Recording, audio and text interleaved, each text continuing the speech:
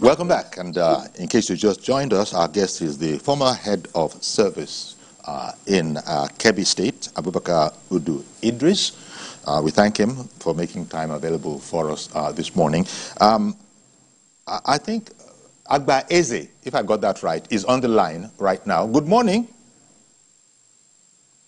Good morning. Hello. Yeah, good morning, Uncle Yori. Good morning, sir. Okay, go ahead, please. Yes, sir. Yes, sir. In the first place, I am glad the president has finally decided to reject his cabinet, because this has been a concern to some of us who worked for him and who want him to succeed and who want Nigeria to succeed. But there is a very important and salient fundamental issue I'd like to bring up. His cabinet now is like the most populated ever. Okay. In the history of our democracy, almost 50 ministers or thereabout. But no, 40 some of us from 40 something. I think 40. A bit taken aback that in the number of 50 ministers, only 5 are from Southeast. And there is a general convention in the democracy of our country, especially during this dispensation. After giving ministerial slot per state, they later give one, maybe to represent the geopolitical zone. I think the South is the only zone the president didn't give that F. And I want to plead with him for the sake of inclusivity, for the sake of national integration as provided under Section 15 of our Constitution, political objectives, under the fundamental objective of directive principles of state policy under Chapter 2 of our Constitution, to look at that matter for national integration and inclusivity. And Section 14 also talk about federal character, so that some of our people, some of us who come from that zone, who work for APC, who are supporters of the president, can be able to beat our chest and tell our people, you can see nobody is marginalizing you, because if you look at that issue, it seems to tilt towards that coloration of marginalization. That's just my issue. And I think I want to plead with him to mitigate that defect this time around. Okay. Okay. All right, then. Thank you very much. Okay. You heard that. What would be your comment? Because... let me maybe respond with a few sentences to the last person that spoke before this one. He brought up a topic that maybe you can't finish today. But let me say this. There is well-grounded rumor and the allegation that even the nomination, appointment, and clearance, whatever, at both Senate and security level is ready to lose crush. You see, the thing is this, except maybe if something gives way, it appears Nigeria or corruption is in our DNA. In fact, corruption begins well in office the day you are appointed. I think the last time members of the neighborhood of some appointees had to complain that the appointees don't allow them to sleep with the parties and so on, because winning election or being appointed to both state and the Federal Executive Council is just another way of giving you a key to the public treasury. So Nigeria cannot go anywhere in terms of development except we time corruption. We may not be able to eliminate corruption in our lifetime, but we can time it. And the president has to be up and doing in tackling corruption issues. Then secondly, about representation that the last speaker spoke. I think the Constitution of the Federal Republic of Nigeria provides for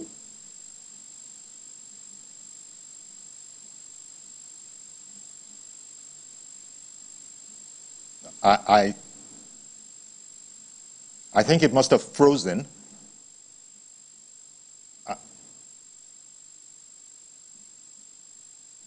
Yeah, okay. The network might have frozen a bit. Okay. Good morning, Mr. George in Ikeja. Hello. Hello, I can hear you, Mr. George. Good morning. All right. Uncle Yori, good morning, and good morning to the guests. Good morning, sir. Uncle Yori, if you could give me 90 seconds, I want to continue from where Reverend Dominic stopped. Please, go ahead. There are many people that shouldn't be in that cabinet. And if you look at those that are performing, all of us, we know that they are not more than 10. Even they could even be less than 10. But those who should not be there, one of them is the Minister of Power. I want to advise Mr. President to bring El-Rufai back.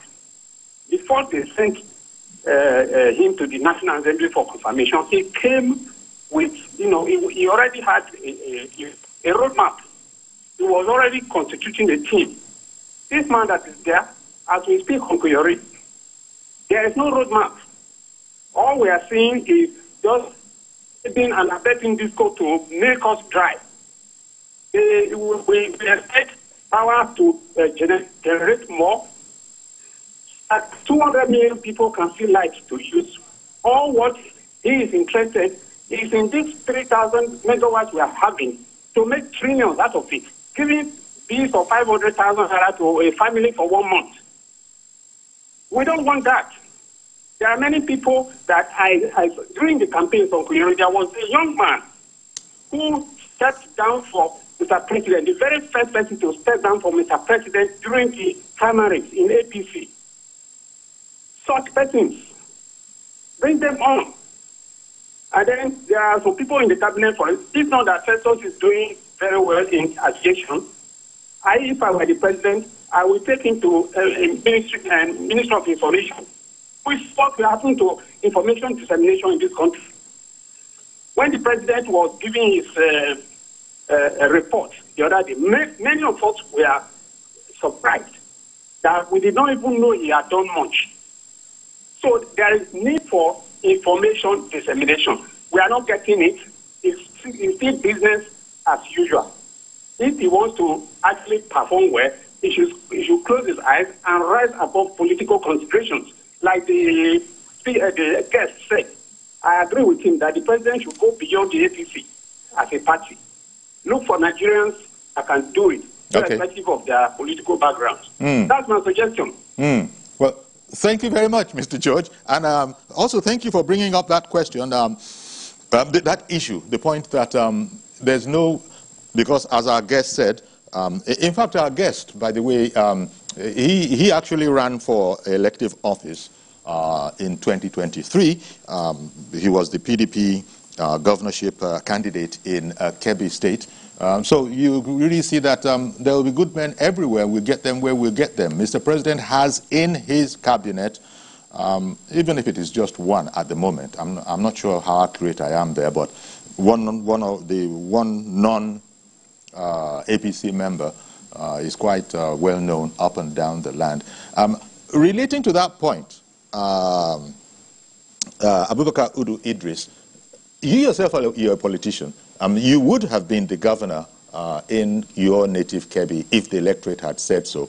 Now, I want you to stay on that point, that look for them anywhere.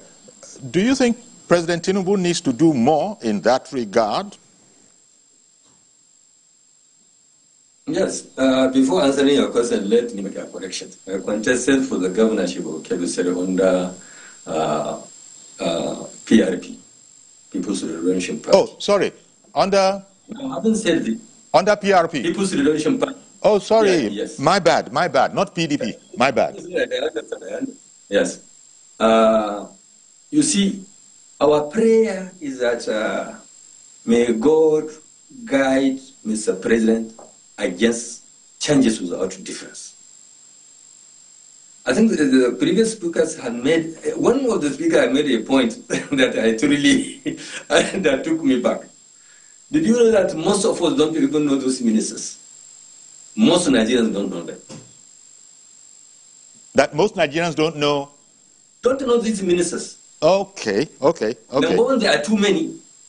Number two, they are too quiet. Number three, nothing is coming out from most of the ministries. That's the truth of the matter.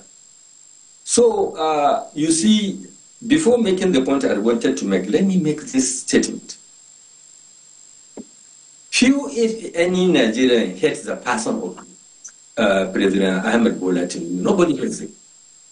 His problem with Nigerians is about his policies, which impact presently negatively on the life of most Nigerians. And he did not hide the fact that there will be difficulty now, but hopefully there will be progress in the near future, which we all pray for. Mm-hmm. So the truth, let Mr. President know this. A citizen of any country doesn't have to be patriotic to pray that his president succeeds. Because failure of a president will impact negatively on everybody. Indeed. You don't have to be a politician or somebody with this or that for you to succeed. I mean, for you to feel the impact of good or bad policies. So we pray that he will have access to people that will advise him from each and every state of the federation. We have an entire statement that are apolitical. All right. Anybody nominated for anybody, you should consult widely. Nobody is to do this today or tomorrow. I beg your pardon. It takes a week or so. I beg your pardon. Please, I have to interrupt because Ada has been on the line and has been holding on for a while. Okay, go ahead. Hello. Good morning, Ada. Go ahead. Yes, Yori, I guess it's, good morning. They're calling from just Plateau State. I'm glad that Mr. President has kept his promise. You know, he told us, and he also told the ministers, that anybody who doesn't perform, you will show them the way out. It's not business as usual. So I'm happy he's keeping to that, his statement, you know. Having said that, I think if you ask me, I can't count more than 10 that is actually performing. But again, I'm not blaming him that much. You know, when I went back and started thinking about the politics in Nigeria, I didn't blame him any longer. You know why? Why? That first time, you have to put into other considerations, people who have to campaign and all that. Then if you have done that and gave them the benefit of the doubt and they didn't perform, those people wanted you to put them, they won't hold you responsible again. You have done your own bit. So after that first year, because I read one book like that, they said after that first year, then the person has the liberty now to bring people he thinks that can do their job, since those ones have failed and he has done what he should do. Then I will advise him that let him see that opportunity to downsize, you know, especially the Minister of State. After one of them told us, the aviation one told us that it's not even constitutional. So let him use that opportunity to drop them, the Ministers of State. And we don't need them. Let us have 36 ministers and then the FCT, you know, 37. It is becoming too bogus, if you ask me. So that's the way to go about it. So this time around, if they're getting them, let him get people who can do their job, and also tell them if they cannot do it within 1 year, they'll also go. Let them continue going like that until we get the right people. Or let's not do Nigeria. Well, thank you very much. a sort of an incremental decreasing of. Yeah, the point has been made, but that. Many people consider that we have too many ministers. Only God knows what's going on in the minds of the presidency. I don't imagine that they would just want to have all those ministers in there if there wasn't anything doing. So I don't know. Do you have any thoughts on that? The presidency would know how many ministers it requires, knowing that, everything is tight. And we don't have funds to waste. We don't have resources to waste. What do you think about the number of ministers? How many ministers do you think would be ideal? The number, I think the number, is it around 49 or something like that? I think the last time I counted, I don't know, we have about 48 ministers. About 48. Was the senior and exactly. Junior. I don't know whether they graduated to 49. Let me say this. This time around, Mr. President has no reason to appoint third-rated people into his cabinet. Because in the first place, he has almost paid all the debt he owed to those who facilitated his victory at the poll.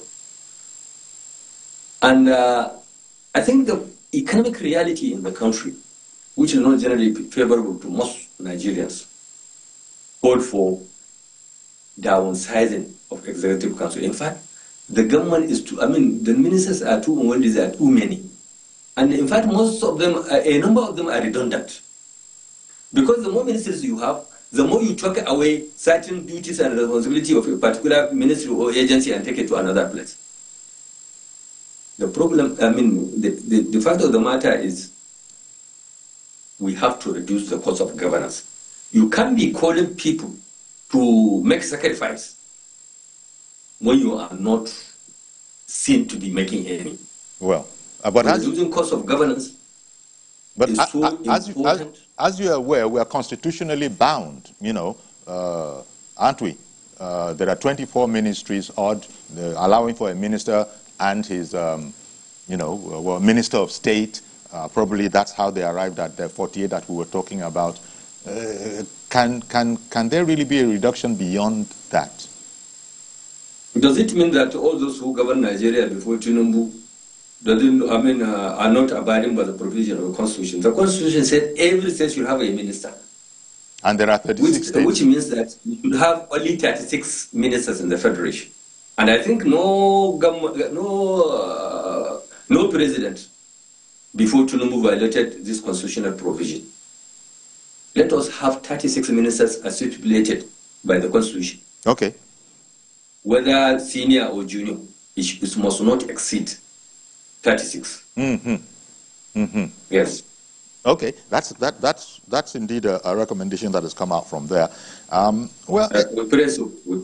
Like I said, he had paid all his political debt. So now it's time for business. Let him deliver his mandates before his first tenure expires. All right. Well, I want to thank you very much, Abubakar Udu Idris, MNI, former head of service in Kebbi State. And thank you very much for having me. Indeed. And as I said, we're delighted to host you. I was just saying that and thank you also for your correction, that you actually contested in the 2023 governorship election under the auspices of the People's Redemption Party. Thank you once again. Thank you very much. All right, then. So that's our program then. We're going to have to leave it there. And do please join us. Our next program, our next outing is on Monday. And do have a great weekend. Bye-bye for now.